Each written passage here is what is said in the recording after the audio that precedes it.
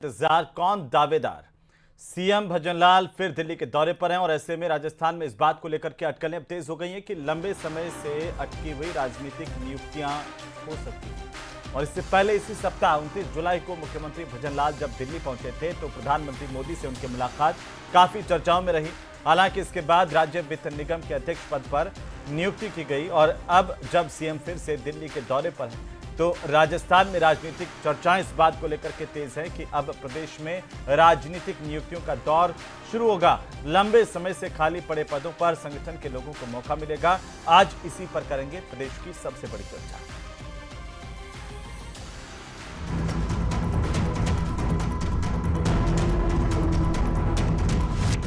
CM Bhajanlal का दिल्ली दौरा, नियुक्तियों की अटकलें तेज।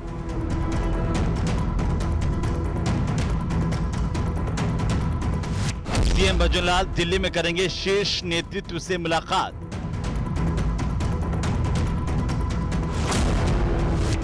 नए चेहरों की ताजपोशी, राजनीतिक नियुक्तियों पर मुहर संभव।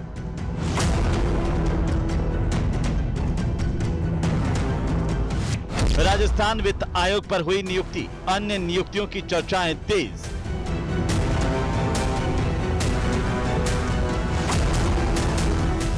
नियुक्तियों का इंतजार, कौन कौन दावेदार।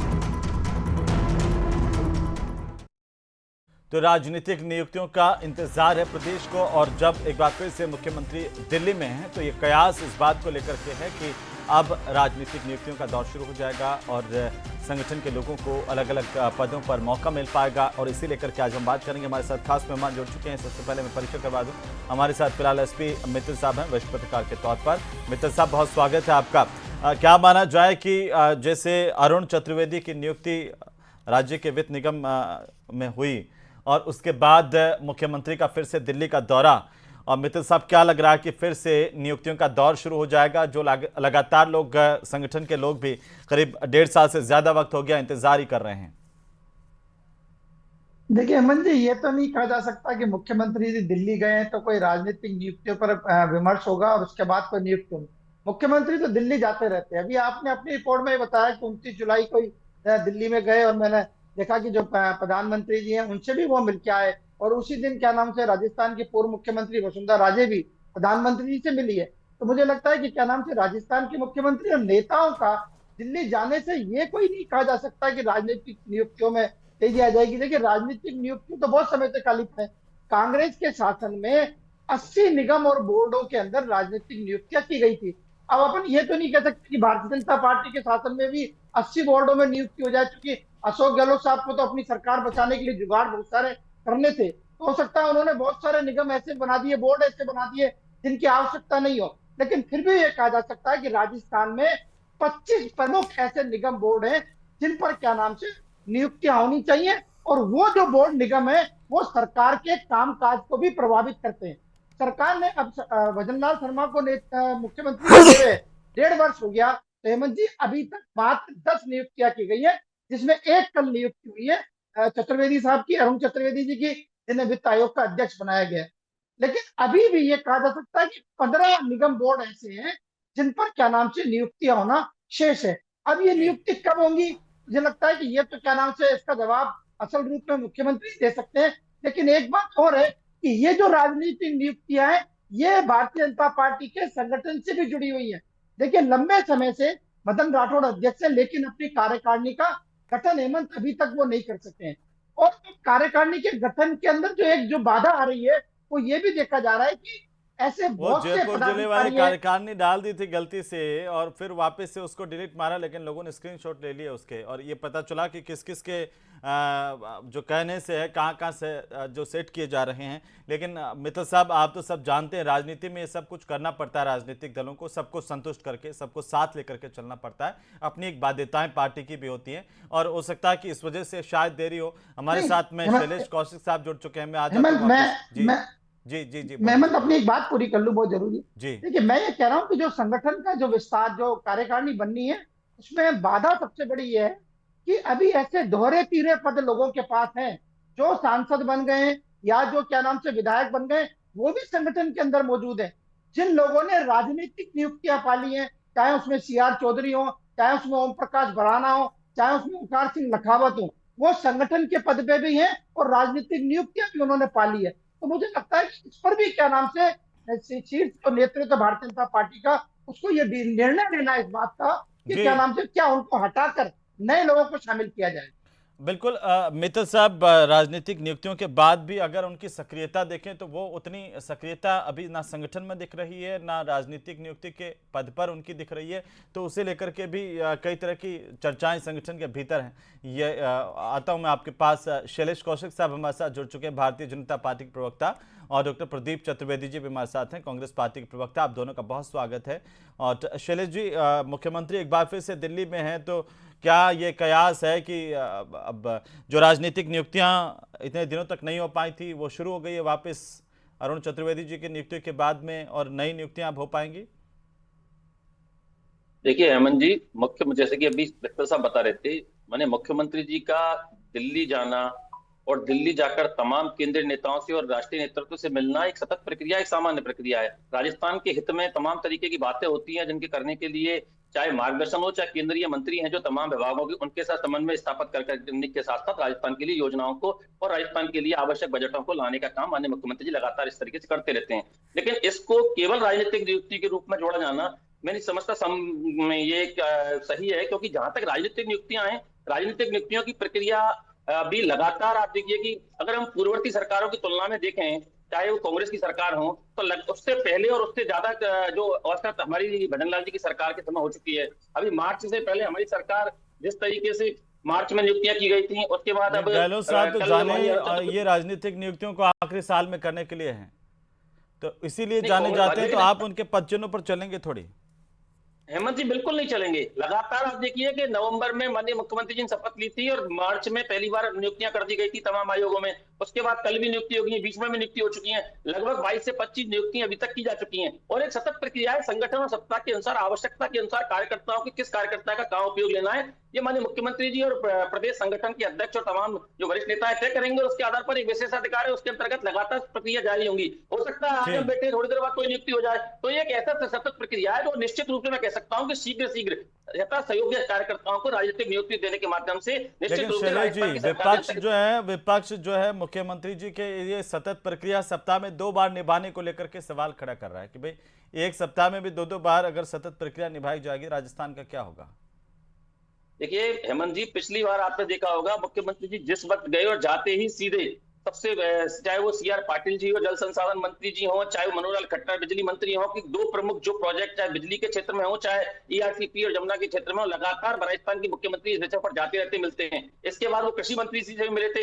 इसके बाद तो तमाम जो पिछले दौरे में उनका मुख्य जो दौरा था वो ऐसे मंत्रियों के माध्यम से मिलकर राजस्थान के लिए योजनाओं के लिए जो चल रहे हैं प्रोजेक्ट उन पर बात करना और उनके लिए अधिक से अधिक बजट और योजनाओं को जल्दी क्रियान्वयन करने की जानकारी विषय में उनका दौरा रहता है। और आज भी देखिए मुख्यमंत्री जी के दौरे में तमाम मंत्रियों से मिलने का कार्यक्रम है।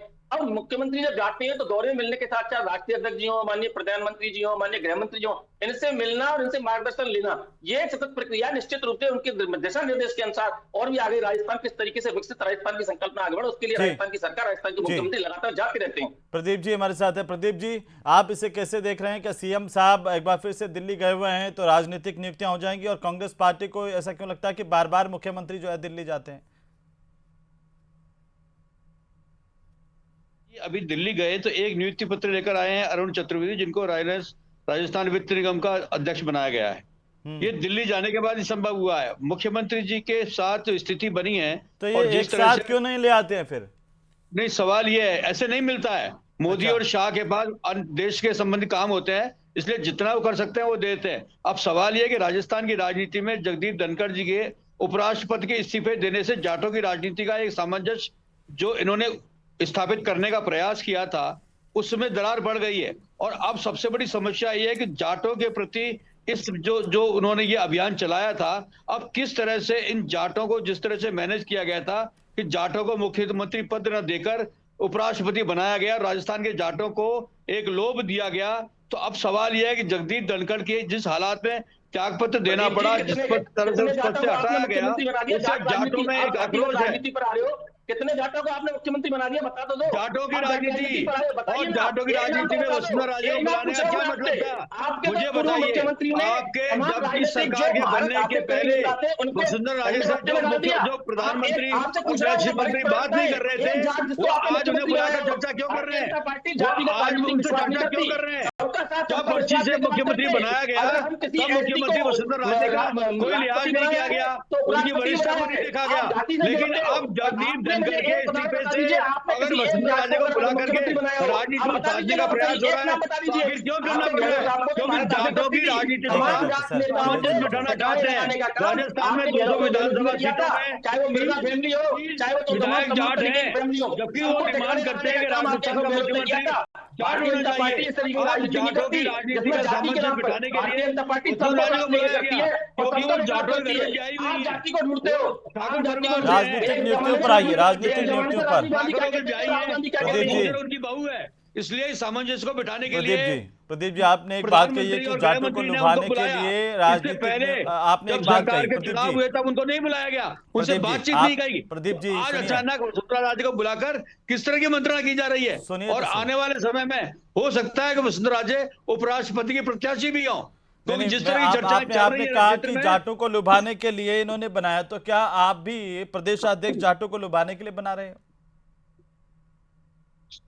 क्या अगर बीजेपी जाटों को लुभाने के लिए पार्टी में पद देती है या संवैधानिक पद पर नियुक्ति देती है, तो लुभाने के लिए देती है, तो क्या आप भी राजस्थान में कांग्रेस पार्टी के प्रदेशाध्यक्ष जाटों को लुभाने के लिए बनाए, उनके वोट लेने के लिए बनाया? हमने तो पहले से ही बनाया है, लेकिन जिस तरह से तो जाट पहले को से बना करके बाद में से क्या होता है? जगदीप धनखड़ जो 23 साल से सचिन भाजपा पायलट की जब मुख्य बने धारा थे, में नहीं किसने थे, बनाया? अचानक जब उनको वो सचिन पायलट बंगाल छोड़ के के चले गए राज्यपाल थे, से मुख्य बने थे, उपराष्ट्रपति एनसी बनाने का डंडा क्या खेल था? 2020 और फिर से उपराष्ट्रपति 2025 तक धनखड़ आप की दूसरा अध्यक्ष नहीं बना प्रदेश पाए। में 5 सक्रियता, साल में नया अध्यक्ष नहीं बना पाया। उपराष्ट्रपति जो आपके एक यहाँ संवैधानिक पद दिल्ली है, में और राजस्थान उसके में उस संवैधानिक पद पर 5 बैठने साल वाले में व्यक्ति की बताइए, राजस्थान में 2020 गतिशीलता क्यों रही? एक राजनीतिक मिनट में गतिविधियां क्यों हुई? ये इस बात प्रदीप का जी, प्रमाण है प्रदीप जी, कि एक राजनीतिक मिनट, क्षेत्र प्रदीप में जी, जाटों को प्रदीप प्रभावित जी, करने के एक लिए मिनट, शैलेश धनखड़ कौशिक का जी बोल रहे इस्तेमाल हैं, राजस्थान वो की शैलेश राजनीति जी में से किया जवाब गया। ले लेता हूं आपका, सुनिए एक एक करके, फिर समझ में नहीं आएगा ना। शैलेश जी जवाब दे रहे हैं, शैलेश जी जवाब दीजिए। वो कह रहे हैं कि आप तो बनाते हैं जाटों को, वो वोट लेने के लिए बनाते हैं, उनको लुभाने के लिए आप कर रहे हैं कोशिश। देखिए हेमंत जी, हमारी भारतीय जनता पार्टी की जो नेतृत्व है कभी भी जाति बरादरी पर विश्वास नहीं करता। जो योग्य व्यक्ति हो, जिसको आवश्यक देखता है कि आवश्यकता और जिसकी योग्य परिस्थिति के साथ। लेकिन एक बात बताइए, ये बात कर रहे हैं जाटों की कि जाटों के वोट लेने के लिए आपने तो पूरे अशोक गहलोत के कार्यकाल को उठा के देख लिए, 3 बार सीएम रहे, किस तरीके से जाट नेताओं को ठिकाने लगाने का काम किया। क्या कांग्रेस की सरकार ने आज तक राजस्थान के इतिहास में किसी जाट को मुख्यमंत्री बनाने का काम किया?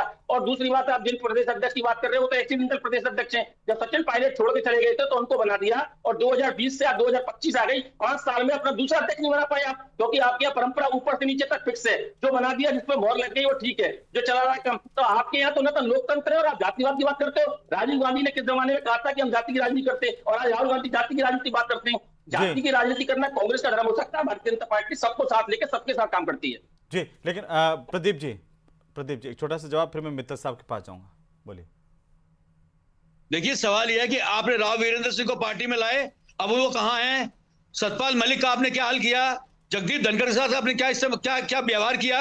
आप जाटों के प्रति जिस तरह की राजनीतिक उपयोगिता का जो राजनीति करते हैं, उससे जाटों के साथ आपने जो मजाक किया है, जो छल किया है, वो सामने है। आपने हर प्रमुख जाट को पार्टी में शामिल करने के बाद उनको मुख्य दलाने की बात नहीं करी, आपने सबको ठिकाने लगा दिया।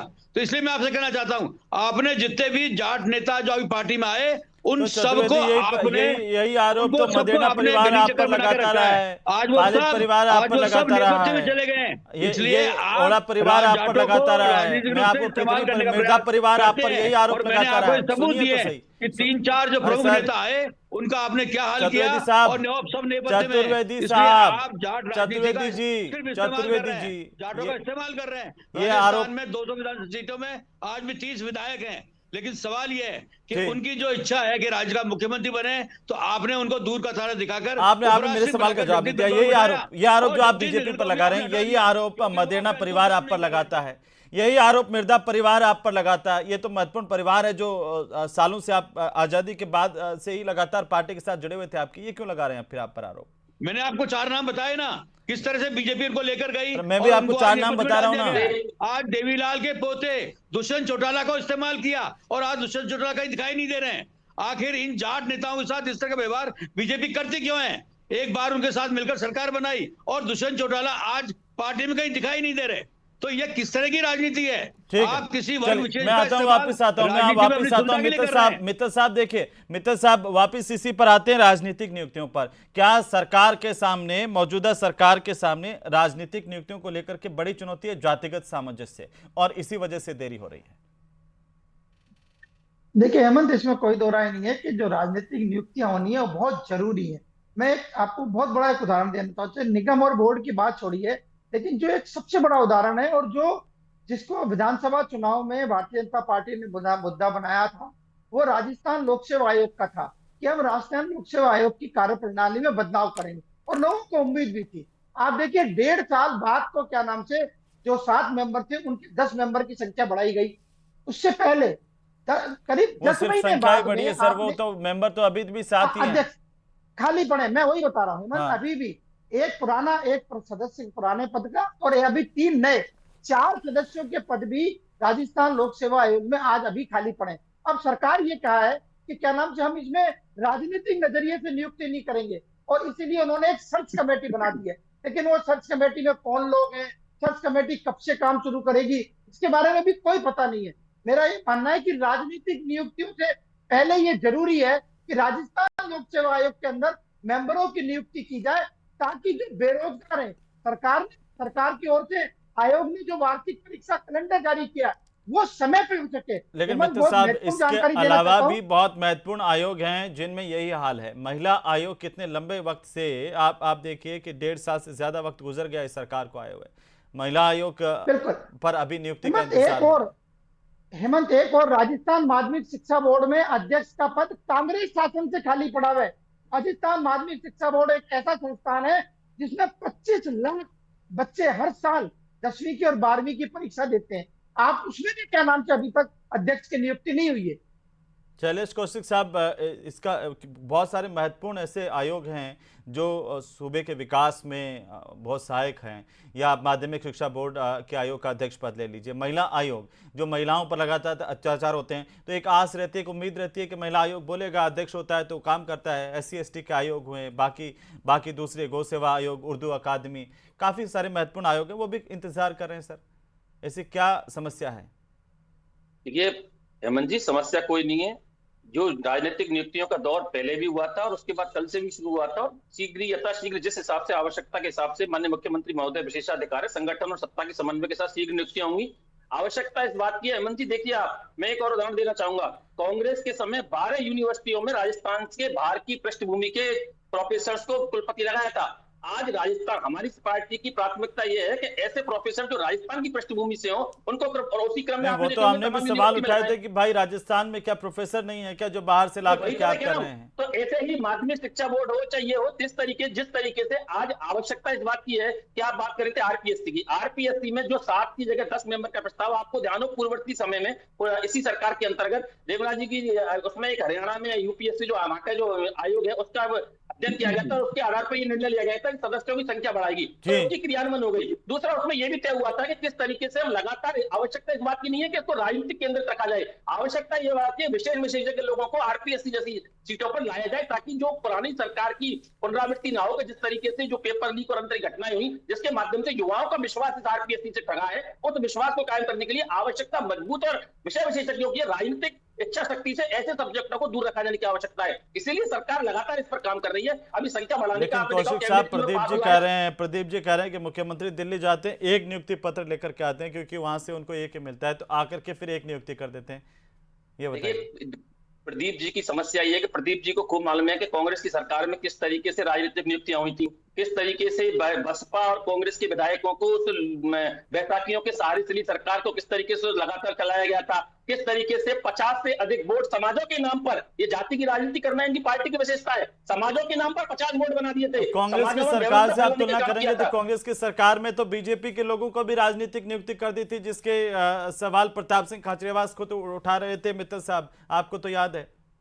बिल्कुल याद है मुझे, इनको भी याद है और हमको भी याद है। मैं आपसे एक ही बात कह रहा हूं, कांग्रेस से तुलना क्यों कर रहे हैं? आपको अपना एक माइलस्टोन स्थापित करना है सर। नहीं तो हमने तुलना हेमंत जी कहा, हमने 16 मार्च को पहली बार नियुक्ति कर दी थी। इनकी जो पहली नियुक्ति 18 महीने बाद हुई थी, 2018 की सरकार बनी थी 2020 में, फिर 21, 22, 23, 24 लगातार हुई थी। हमारे यहाँ तो 16 मार्च 2024 को पहली बार नियुक्ति हो गई थी। उसके बाद लगातार नियुक्तियों का तमाम आयोगों में जो होती है उनमें की है, तमाम तरीके का, कल वित्त आयोग में की है। तो ऐसी नियुक्तियों का जारी है। लेकिन कांग्रेस को दिक्कत यह है कि कांग्रेस को क्या पछता नहीं है, जो जनता इनको परिणाम दे रही है वो इनको पच नहीं पा रहे हैं। और इनको जो दिक्कत है ना, जो अमित शाह जी ने कहा था कि यही करतूत रहे तो 20 साल तक बैठेंगे, तो वो स्थिति राजस्थान में भी होने वाली है इनको। ये प्रदीप जी ये क्या भड़ास निकाल रहे हैं? ये कह रहे हैं कि आपको पच नहीं रहा इसलिए आप कर रहे हैं, और आपके टाइम में तो आप भूल जाते हैं कि राजनीतिक नियुक्तियों तो के मामले में गहलोत साहब जानने इसीलिए जाते हैं कि जब भी सरकार में आए, मुख्यमंत्री बने, 5वें साल जाकर के राजनीतिक नियुक्तियां कर रहे हैं। वो लोग सवाल उठा रहे हैं। सवाल यही है, राजनीतिक प्रक्रिया कांग्रेस में अगर चलती है तो उसका अपना एक तरीका है। सभी समाजों को हम लोग पूरी सरकार का टाइम चला जाए तब जाकर के झुंझुनू दे दो, बिठा दो, राजी कर दो, वापस वोट आए तब। लेकिन सवाल ये है हेमंत जी, भाजपा की राजनीति में अपनी सुविधा की राजनीति के अनुसार पद बांटे जा रहे हैं। सवाल इसी बात का है, जिस आदमी को वो जो भाजपा का अध्यक्ष रहा, मित्तल साहब इस पर कुछ कहना चाह रहे हैं, एक बात सुन लीजिए। मित्तल साहब एक बार सुन लीजिए। मित्तल साहब कुछ कहना चाह रहे हैं, मैं वापस आ जाऊंगा, दोनों का जवाब दे दीजिएगा फिर आप। प्रदीप जी, मंत्री होने के बाद प्रदीप जी दोनों का जवाब दे दीजिएगा, बीजेपी और मित्तल साहब कुछ कहना चाह रहे हैं। प्रदीप जी सुन तो लीजिए। राजनीति प्राथमिकता नहीं, सहूलियत की राजनीति कर रही है भाजपा। भाजपा अपनी सहूलियत की राजनीति करती है, जबकि हमने सामाजिक प्रतिबद्धताओं के साथ ये नियुक्तियां की थी। कांग्रेस में भाजपा में यही फर्क है। एक बार स्टार्ट हो जाते हैं ना तो फिर वो कंटिन्यू पूरा 5 किलोमीटर चलने के बाद ही रुकते हैं।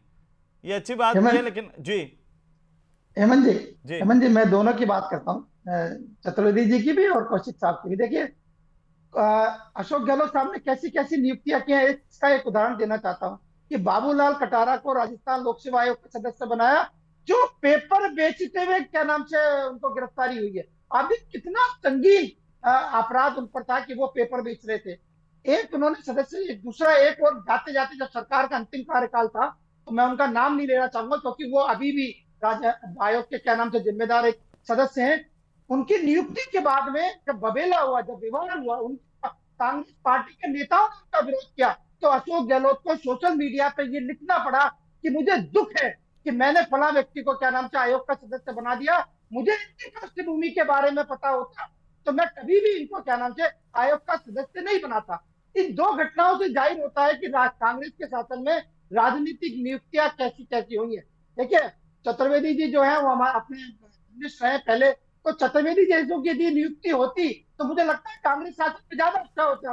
लेकिन चतुर्वेदी जी की जगह किन किन कैसे कैसे लोगों की नियुक्ति हुई, ये क्या नाम से सबने देखा है। बीजेपी के लोगों की नियुक्ति कांग्रेस के शासन में हो गई थी। प्रताप सिंह खाचरियावास का बयान आप देखना, वो मिल जाएगा आपको।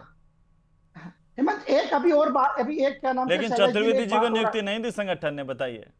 बीजेपी के लोगों को दे दी है शैलेश जी, ये आप वाले लोगों को कांग्रेस राज में नियुक्ति मिल जाती है, लेकिन चतुर्वेदी जैसे ऐसे कर्मठ कार्यकर्ता उनका कुछ नहीं होता है चतुर्वेदी जी, और फिर भी आप कह रहे हैं, बताइए। देखिए अभी गोविंद जी, अगर मुझे नहीं मिला तो ये मैं कांग्रेस पार्टी को दोष नहीं देता हूं। सवाल इस बात का है कि अपनी अपनी प्राथमिकताएं और प्रतिबद्धताएं हैं, पार्टी जिसको चाहती है, जिसको लायक समझती देती है। मेरा इस मामले में कोई शिकायत उससे नहीं है, पर सवाल यही है कि कांग्रेस में प्रतिबद्धताओं की बात है। अगर मुख्यमंत्री जी ने 2 अपॉइंटमेंट गलत भी किए तो मुख्यमंत्री जी की उन्हीं की सरकार ने उनको गिरफ्तार भी किया, उनको पद से भी हटाया, तो ये काम भी उन्होंने किया। अगर किसी पर राजनीतिक विश्वसनीयता अगर मान ली की जाती है और वो धोखा दे तो उसका परिणाम भी उसे भुगतना पड़ता है, और ये अशोक गहलोत ने साबित किया, और उन दोनों को उन्होंने गिरफ्तार भी कराया और पद से भी हटाया। इसलिए सवाल इस बात का राजनीति में अगर नियुक्तियां होती है और गलतियां की जाती है, गलतियां भुगतान मांगती है, उन्होंने परिणाम भुगता कि नहीं भुगता?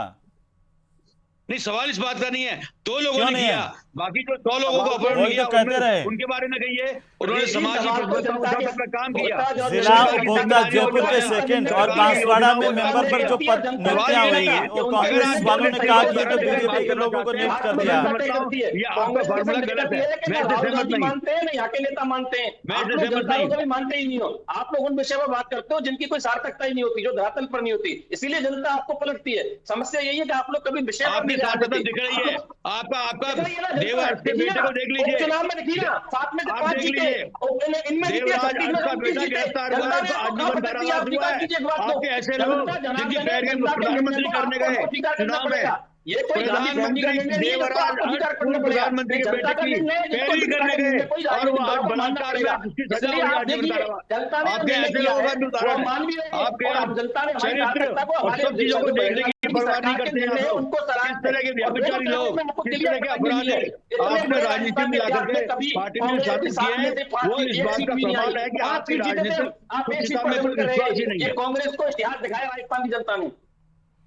लेकिन कौशिक साहब, एक बिल्कुल संक्षेप में एक इतना ही सवाल है कि महादेव का महीना है सावन, और सावन में क्या ये राजनीतिक नियुक्तियों का दौर जो है वो शुरू हो जाए और कंप्लीट हो जाए, ऐसी उम्मीद कर सकते हैं? देखिए हेमंत जी, निश्चित रूप से मैंने कहा था कि जब समय के साथ धीरे धीरे सब पुनरावृत्ति होंगी, आपको यथाशीघ्र देखने को मिलेगा। सत्ता और संगठन के बेहतर सामने के साथ सत्ता में भी नियुक्ति आएंगी, संगठन में भी नियुक्ति होंगी। राजस्थान हमारा उद्देश्य है, जो सरकार का उद्देश्य कोई सत्ता सो नहीं है, सेवा भाव है संगठन के माध्यम से और सत्ता के माध्यम से, और इसके लिए लगातार दोनों स्तर पर प्रयास जारी है। आपको शीघ्र सत्ता और संगठन दोनों में निश्चित समन्वय के साथ राजनीतिक नियुक्तियां भी देखने को मिलेंगी और सत्ता संगठन भी देखने को मिलेगा। चलिए, बहुत शुक्रिया आप सभी का चर्चा में शामिल होने के लिए। कुल मिलाकर के कार्यकर्ताओं को उम्मीद लगातार इस बात को लेकर के बंधी हुई कि उनके अच्छे कामों के बदौलत उन्हें नई जिम्मेदारियां मिलेंगी, और जिस तरह का आश्वासन भारतीय जनता पार्टी के प्रवक्ता दे रहे हैं, उससे उम्मीद इस बात को लेकर के है कि जल्द ही ये राजनीतिक नियुक्तियों का काम सरकार पूरा करेगी।